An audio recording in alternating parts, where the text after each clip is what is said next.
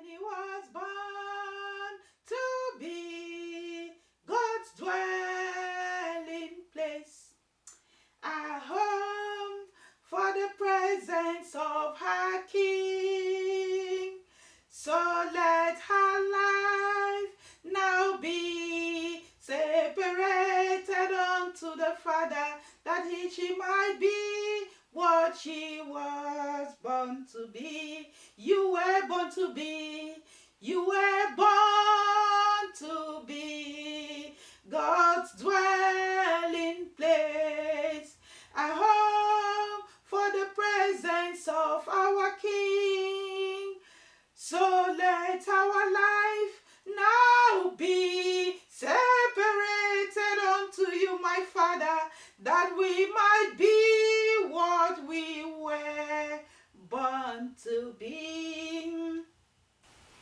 Hi everyone, Jenny here again. Today I come with a word of exaltation, something to think about, something to ponder, something to ask God about. It's one of the things that I discovered through this journey, and I would want to share it. It's in the book of Romans chapter 10 verse 4. If you don't mind, please read with me. Romans chapter 10 verse 4. So you know what, let's just start it from Romans chapter 1, just so that we can have a big picture of what I'm about to discuss. So we go to brothers. He says that brothers, my heart desire and prayer to God for them is that they may be saved. For I bear them witness that they have a zeal for God, but not according to the knowledge. For being ignorant of the righteousness of God, and seeking to establish their own, they did not submit to God's righteousness. For Christ is the end of the law. For Christ is the end of the law for righteousness to everyone who believes. It says that Christ is the end of the law.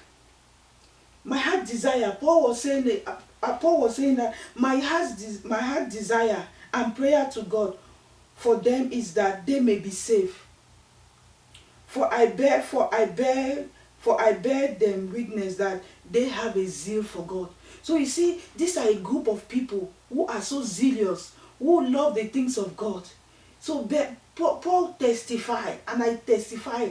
I join Paul to testify and bear witness that there are so many people on the face of the earth who are so zealous of the things of God, who love God with all their heart. They go to church, they join choir, they go to Bible study, they go to fellowship, they do all the things that religion has prescribed to them as a pathway, as a destination to head to the God, to know God. And of course, unconsciously, they realize that these activities, this action, these things that they do, that signifies that these activities, the things they do, their action signifies righteousness. But Paul was saying that he bear, as much as he bear witness to this thing, but not according to knowledge. As much as they act, as much as they do all the things that they are doing, they are not doing it according to knowledge. For being ignorant of the righteousness of God, that it's a serious business. To be ignorant of the righteousness of God. The righteousness of God is true. It's here and amen. So, but for you to be ignorant of the righteousness of God and still doing those things you are doing and thinking that you are doing it for God because you are not aware of the righteousness of God. What did he say? And seeking to establish their own form of righteousness. As I meditate on this scripture, I wonder, is it that they are doing it consciously or unconsciously? Because unconsciously, they do not realize that they are trying to establish their own, different from what God has established. It's like they don't pay attention of what God is doing, or what God is doing, they interpret it in their own way. Seriously, this Bible was written by the Spirit of God. And if anybody wants to understand what the Bible is saying, that person has to first of all know who the Spirit of God is. And that Spirit of God has to interpret these scriptures to that person, so that that person can understand it the way God understands it, and see the way God sees it, so that we do not give our own prescription to knowing God, prescription of knowing God. So he says that they did not submit to God's righteousness. So as I look at the world today, I see the people who claim to know God. I realize that seriously they do not submit to God's righteousness. So I want to share with you my understanding of submission to God's righteousness. Maybe it might shed in some light and bring you a depth of understanding of God, so that you question your actions and your own action, whatever you do to make you feel that you are submitted to the right, just so that you are doing it the right way, so that just like you will not be dumbfounded and confused on that day when he says that I do not know you. So he says that for Christ is the end of the law for righteousness to everyone who believes. Christ is the end of the law. This is what I want to exalt. It's my word of exaltation today. What does it mean? What does the Bible mean to say that Christ is the end of the law? Exodus chapter 32. It goes from, the story reads from 32 to 40. So but I will just pick some scriptures in between just to share with you what is in my heart to share. So in Exodus chapter 32 verse 19, it says that, and as soon as he came near, that was Moses, near the camp and saw the calf and the dancing, Moses' anger burned hot, and he threw the tablets out of his hands and broke them at the foot of the mountain. And he took the calf that they had made and burned it with fire and ground it to powder and scattered it on the waters and made the people of Israel drink it. So the point was that the law, at this time, before this time, God had called Moses to come to the mountain, Mount Sinai, so that he can give him the 10 Commandments. He asked him to bring two tablets. So Moses took the tablet to God, and God wrote his law, the 10 Commandments, upon the tablet. So when Moses came back, Moses saw that the people of Israel, the Israelites, had built a calf and they were worshiping it. So Moses got so angry that he had to break it. So he realized that in that instance, the law was even broken before they even received it. So in another occasion, God called Moses again and asked him to come. He says, he told Moses to come again up on the mountain so that he can give him the law again. And Moses went and God gave him the law. And this time, when God wrote all the law and gave him all the instruction how the people of Israel were supposed to do, Moses, so Exodus chapter 40 verse 20, it says that he took the testimony and put it into the act. After Moses found them dancing and worshiping idols, Moses got upset, so God asked him to come in back. This time when he brought back the law, God said that, you know what, this time when you bring the law, I need you to put the law in the act. And then Paul now came and told us that Jesus Christ was the end of the law. So you might be wondering, so the aim of this exhortation is to share my own understanding of what Paul meant when he said Jesus Christ was the end of the law. So when Jesus Christ came, Jesus Christ died. Jesus Christ represented the act. Jesus Christ represents the act of the covenant of God with us today. That the act that gave them victory in all their battles, that was Christ. At that point, it was Christ. The act of the covenant of God was Christ. So Christ took them to the battle. So when Jesus Christ now came upon the face of the earth and did all the things that God asked him to do, he died. When he died, we died with him. You remember when I shared in the other exhortation, I said that in the beginning was the Word. The Word was with God and dwells amongst men. And when the Word came and dwelt upon men, men forgot him. Men saw him as Jesus, but that was the Word. So when he died, and because God created him as a man, as spirit, and in that spirit, that spirit was a corporate man. Because in that man was the many-membered Son of God. That man died. When he died on the cross, we died with him. When he rose from the dead, we raised with him. We were also risen from the dead. So that is what the scripture meant by saying that Jesus Christ was the end of the law. when the law was given to Israelites, if you go back and read the history, it wasn't given to the Gentiles. The law was given to Israel. Romans chapter 2 verse 14, it says that,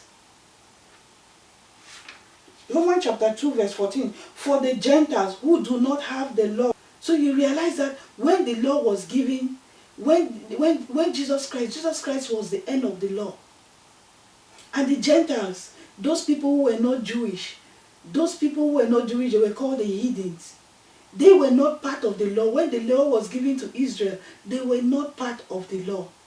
So but what is happening today? We have been called that we have sinned against God. You know, we have sinned, and God is angry.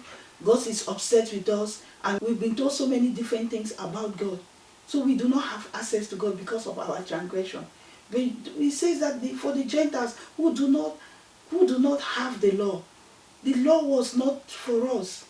I want us to look at the book of Romans chapter 7, just so that I can be able to put these things together. Romans chapter 7, say, or do release from the law, or do you not know, brothers? For I speak to those who knew the law. The law is binding on a person only as long as the person lives. For a married woman is bound by law to her husband while he lives. But if her husband dies, she is released from the law of marriage.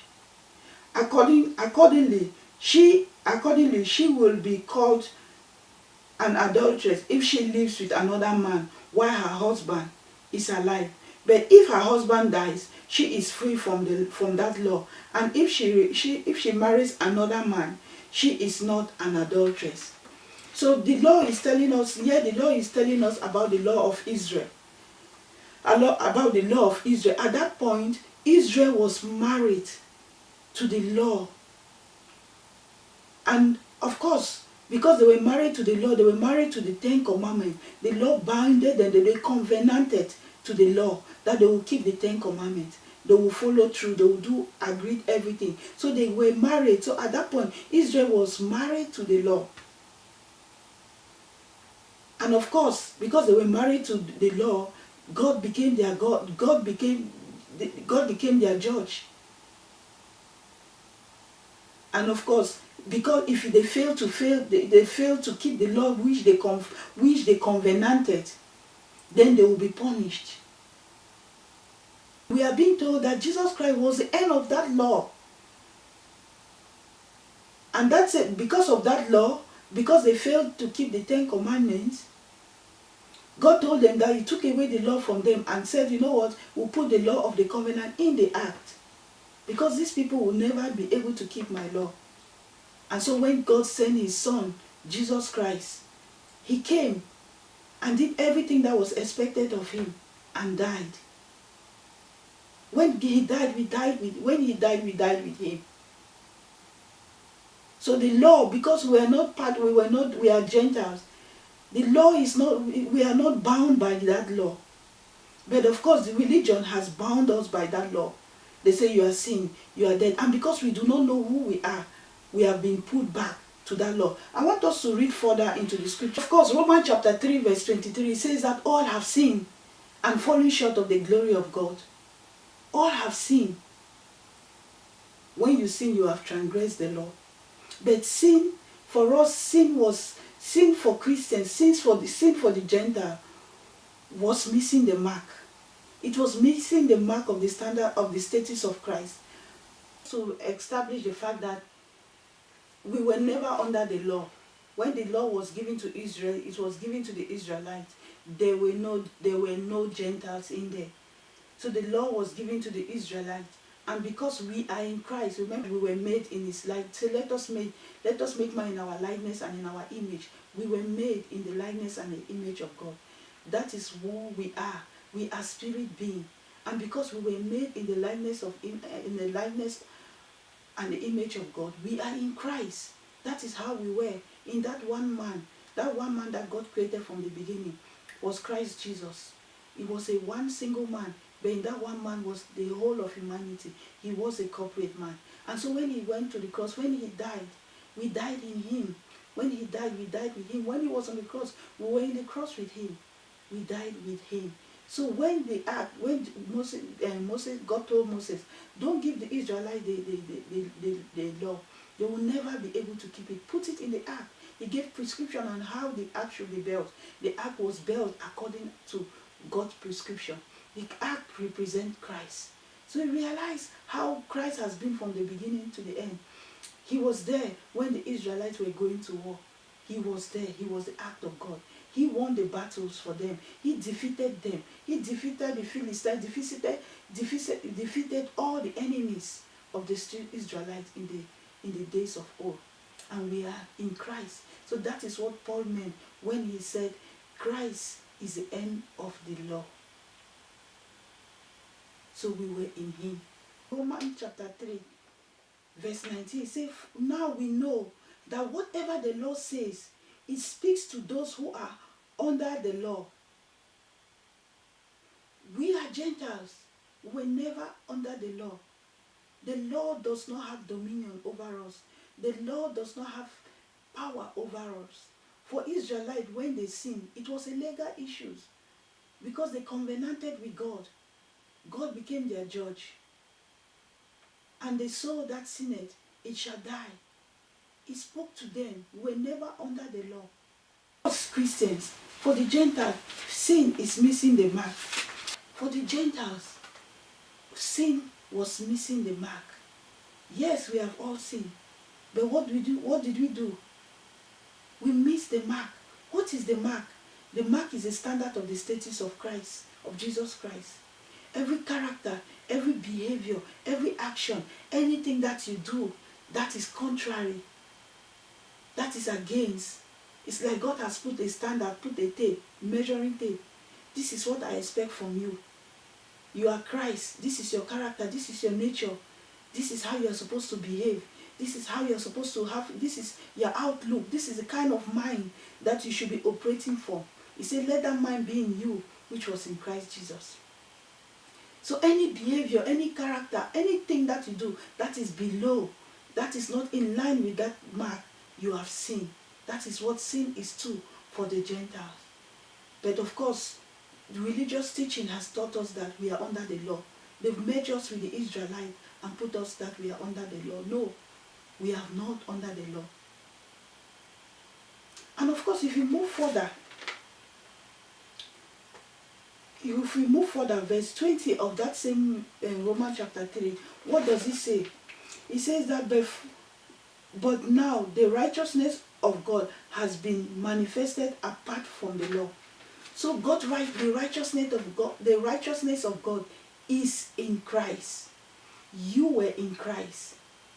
Therefore, sin does not have dominion over you. So what is your definition of righteousness? Is your own righteousness doing all the activities that religion has prescribed for you? Or is your righteousness in Christ? So that is my exaltation that I wanted to share with you, so that we can both ponder upon this word and let the teacher within you reveal to you what really is the truth. So that you don't be you don't wait for when the end of the time, when you are gone and everything is lost, you don't have the opportunity to say, oh, I prayed in your name, I sing, I did all the things in your name. And you say God doesn't know you. No, God wants you to know him now that you are alive, now that you are strong, now that you have everything. God wants to know he desire to fellowship with us every second of our day. He wants you to know him. But religion has defined God in the way they have defined him. And it's like God cannot access you, even though he lives in you. He can't access you because you are looking up in one heaven, hoping to find him. He's not in any heaven. He is within you. He is the treasure in earthen vessel, the creator of the heavens and the earth. The Almighty God dwells in man. No doubt the psalmist says, why is God so mindful of man? I hope that the Spirit of God will breathe upon you this truth and deliver you from the bondage. of whatever definition you put in the name of sin, so that you know that Jesus Christ set you free. Because truly, he did set you free. You are free. The free, being free, is not you focusing on your outward appearance. It's getting to know your true identity, which is Christ, and live and walk in that true identity. Because that is how that is how God sees you. Wouldn't it be beautiful to see yourself the way God sees you? Wouldn't it be amazing to live how God wants you to live, rather than living in this prescription that the human mind has created and has deceived man? The same deception that he deceived Adam and Eve. He deceived Eve, and then Eve gave it to Adam. It's the same deception that is going on upon the face of the earth. Thank you so much for tuning in.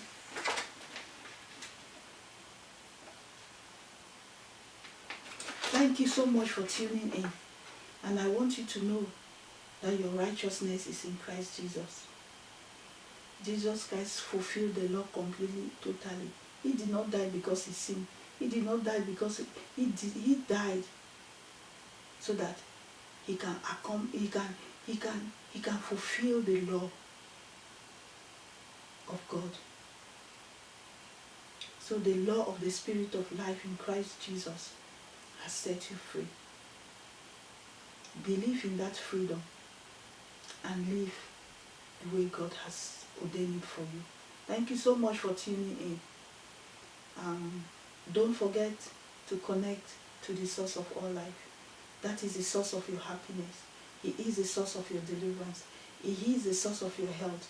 Everything you seek, the answer lies within him, and he lives inside of you. Thank you so much. I'll see you in another video. Thank you. Bye now.